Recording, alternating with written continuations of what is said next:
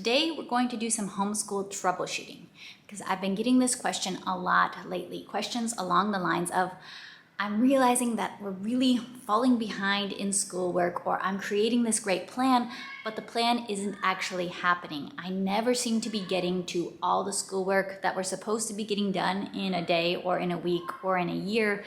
We're floundering, we're not making progress. What can I do? Let's talk about it.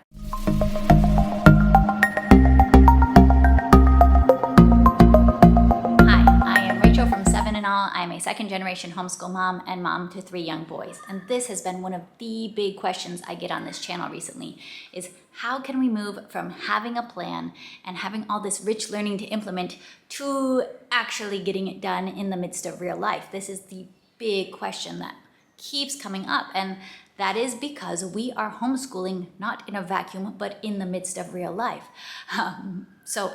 How do you make homeschool happen when the rubber meets the road, when the plan meets the very real children right in front of you? How can we actually get our homeschool lessons done?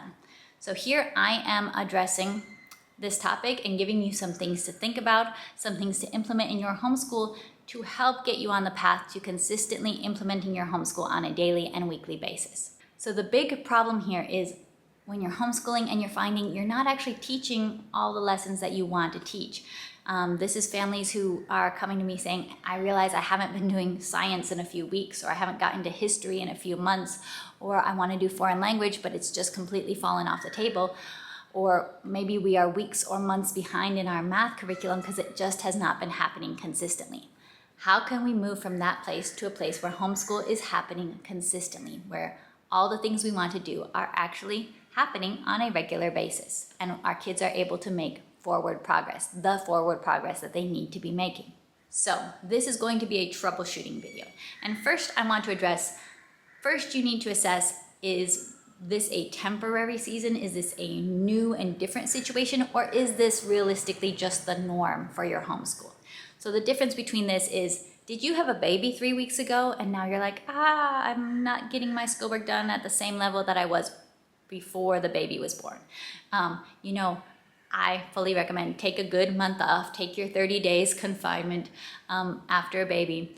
That is what we do in my part of the world, is have that first 30 days after having a baby to just get used to this, having this new human in your life. So there's temporary situations such as that, or temporary situations as a family medical crisis that is not a super long-term crisis, but does affect a month or even a couple months. That is going to be different than something that is, no, this is just our normal. This is just in the midst of everyday normal life, the normal routines, the normal needs that we have in the midst of our life. Schoolwork isn't happening in these normal situations. So first, you do need to assess whether this is just temporary and in a different season, things will be able to look different, or if this is going to be the norm for your family for the foreseeable future. Because the way that you'll respond to a temporary situation is, sometimes you just need to adjust for a season and lower expectations for school for this temporary urgent situation. But when things are going to be the norm, we might have to make bigger adjustments because we cannot go years without giving our kids a good education. We have to find a way to educate our children in the midst of our real normal life. All right, let's start the troubleshooting. First up, a lot of homeschool advisors, influencers are going to say, if you are not getting all your schoolwork done, you need to take a step back and you need to assess whether you're doing too much. And you're probably doing too much, and so you should just do less and lower your standards. And they'll say, just scale back on your homeschool if you can't get everything done. Now, if you know my channel, if you know Rachel, you'll know that I'm probably not going to say that. I'm going to begin from the assumption that everything on your list, that you put on your list, is there for a reason. And I'm going to assume that you have already done the background legwork and decided that, yes, this is what I need to teach my kids. This is what I want to teach my kids, and this is a priority for my family. So I'm not going to tell you to start taking these valuable priorities for your family off the list. I am more here to help you think about how to make these priorities actually happen. So I am going to begin from the assumption that you have looked at your list of to-dos and lessons and subjects for school, and you have already decided that, yes, you want to do these. These are priorities and these are values for your family. Now, how do we actually make them happen? You might need to do some fine tuning of your schedule or of your expectations. Perhaps some of these enrichment subjects could be tackled once or twice a week rather than 3 or 4 times a week. So you can do some minor adjustments to your schedule, but those might not be large enough of changes to really get your family into the groove of effectively completing their work, effectively making progress in education on a daily and weekly basis. So let's keep going. The first big question I want you to ask is, does your homeschool need more time? Are you trying to cram a feast of education into a 1.5-hour time slot in your day? Maybe that's the problem. Educating kids takes time, and maybe you are just not devoting enough time to their education. Also, because we are educating real life, real kids, and they often take more time than is actually needed. So even if in theory you could get through math in 10 or 15 minutes, in real life, with the snack breaks and the bathroom breaks and the distraction with the baby, it might not be taking 10 or 15 minutes in real life. So you might realistically need more time. So if you think time is an issue, I would look at your daily schedule and see if you can find another time block within the day to devote to homeschool. For our homeschool rhythm, what we have done for the past several years is we basically have 3 time blocks for homeschool throughout the day. And so part of our homeschool happens at the first time block, part of it happens at the second time block, part of it happens at the third time block. So I am not trying to cram everything into one block of time. We have these different time blocks pinned into the rhythms of our day, and that has worked very well for my family for this season. And you, mom, might find, especially with a large family, maybe you need to expand your work hours, even if your children themselves might still be working the same amount of time. You might need to divide up when you're working with different kids, especially if you have kids with needs and personalities or just at levels where they need that one-to-one attention. You might need to have longer work days of homeschool. My mom got to a point where when she had many children all in the school years at once, where she realized that she needed an extra hour in her workday, and she had to adapt her schedule to make that work, because she really just needed 1 more hour to be able to homeschool well with so many children who needed her. And as far as time goes, you might need to say no to outside things in order to have the time to homeschool. Homeschool does need to be a priority in our lifestyle when we have made this choice. So there might be good extra activities. There might be, Thursday morning Bible studies that you might need to say, I don't have the time for this when it falls right in the middle of when we can do school and when I know I'm going to be too tired to do homeschool if we only come back in the afternoon. You might need to look very carefully at your schedule and see, am I actually being generous with my homeschool and giving it the time it truly needs? Number 2, troubleshooting idea is, do your kids need more training in order to use their time more effectively? And they probably do, because they are kids. So, the exact same task could take 5 minutes or it could take 45 minutes. And it really just depends on the level of skill and the level of focus on the part of the person doing the task. So it could be true that you are giving your homeschool a good amount of time, but your children are not using the time well. So you need to explicitly teach your kids how to use their time wisely. Teach them that distractions and time wasting actually cost, and it costs them. Kids who get their work done effectively and sooner and get their work done well, naturally, as a natural consequence, they have more time to play. They have more free time to pursue their own creative projects. So do explicit teaching with this. You can tell your child in advance, look at a task and you know your student, you know the task.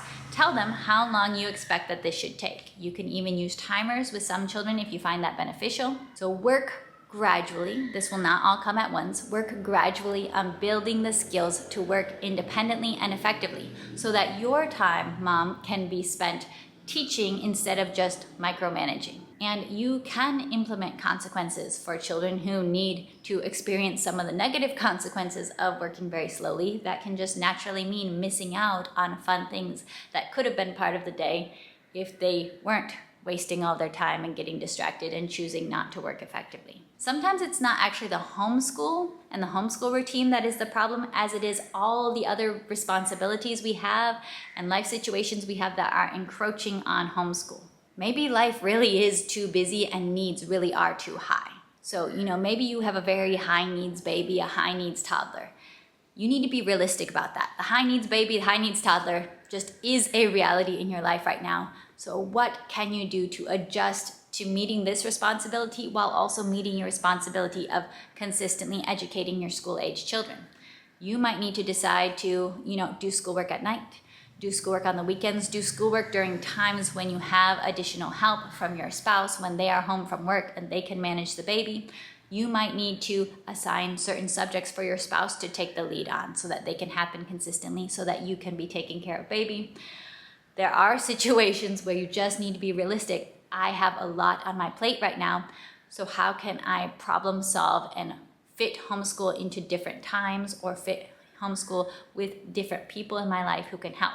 Homeschool does not always need to fall completely on one parent. Both parents can be involved in teaching, and sometimes you can either get other people involved. I come from a big family, so the older siblings were helping with teaching the younger siblings. So if the needs really are just too much, there's too much on your shoulders, you might very much need to get someone else involved. Whether big kids are getting involved in helping with homeschool with the little kids, whether you're getting dad, your spouse involved, whether you're getting grandparents involved, or even actually hiring help. A lot of people don't talk about this, but there are many, many homeschool families who do hire help, who do get tutors, or who do get nannies for younger children, babysitters for younger children, or who get help with cleaning the house.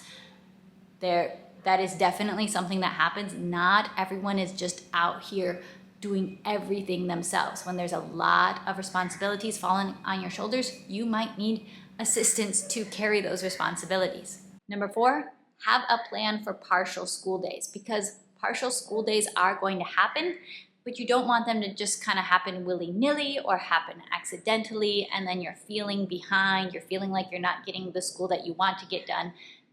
So partial school days will happen because you'll have days with doctor's appointments, you'll have days with birthday parties, you'll have days with some errand that is taking up a big chunk of the day. That is going to happen occasionally. So what's your plan for tackling those days? You need to have a plan for what are your essentials, what are your must-dos, and what are things that can be skipped or can be rolled over to later in the week and can get done later. So here's my recommendation for that. Don't skip the subjects where your child needs consistent practice to make good progress. Don't skip any subjects where your child really needs the work and where you are really wanting to see good progress happening right now. The subjects you should skip, or you could skip when you only have time for a partial school day, are those subjects where your child is much more ahead, or those subjects that are the ones that you see as nice to have, nice to do, but not necessarily something your child needs to make big progress in, good progress in, just subjects that you want them to have more exposure to. And so what these subjects are is going to vary quite a bit based on the family and the individual child. For many families, math is going to be the essential subject that is going to be your core schoolwork that you're not going to skip. While for other kids, if you have a kid who's very far ahead in math, then maybe that is one that you can skip because they're ahead. I hope that these thoughts were helpful as you get to thinking about realistically, how can you get done what you actually want to get done over the course of a school day and over a school week and over a school year. Let me know if you have any other questions or comments, and I will talk to you more next time. See you. Bye.